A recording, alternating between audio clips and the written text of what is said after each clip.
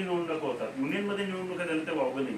राहिला खर्चाचा प्रश्न, मुंबई मेट्रो सर्कल ते विदिन ॲग्लोमरेशन आहे, तसं खर्च पण नाही होणार आहे. तसं पाहिलं तर आजही इच्छा आहे की निवडणुका टळाव्यात, पण जर कोणी हक्काला पेटला असेल आणि यात खटकलेली सगळ्यात महत्वाची गोष्ट चर्चा करताना, हा माझा हक्क आहे हे जे म्हणणारे लोक आहेत ना, त्यांचे हक्क कुठून आले याचं सूक्ष्मोक्ष लावावं लागणार आहे. हक्क हा शब्द मी तरी अजून कोणाचा उच्चारलेला, एवढ्या निवडणुका झाले, जेवढे कोऑप्शन झाले, माझा हक्क आहे म्हणजे काय, कुठून आला हक्क? आज बिल्बसरांचे आई वडील मामा तेही नोकरीला होती स्टेट बँकेत, त्यांनाही बॅकग्राऊंड स्टेट बँकेची झाली.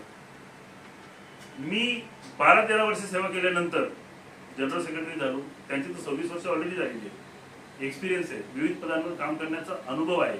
वेस्ट मुंबईमध्ये अतिशय चोख काम केलेलं आहे, सीसीपीसी मध्ये पण त्यांनी काम केलेलं आहे, तिकडे पण चांगल्या पद्धतीची लिडरशिप केलेली आहे.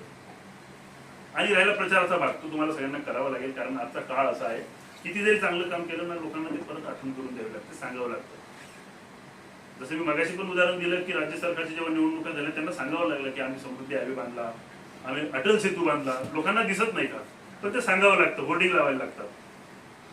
तसं काहीसं करायची गरज पडली तर तेही करा. निवडणुका होऊ नयेत हा प्रयत्न नॉमिनेशनच्या शेवटच्या दिवसापर्यंत असेल. मी तुम्हाला परत एकदा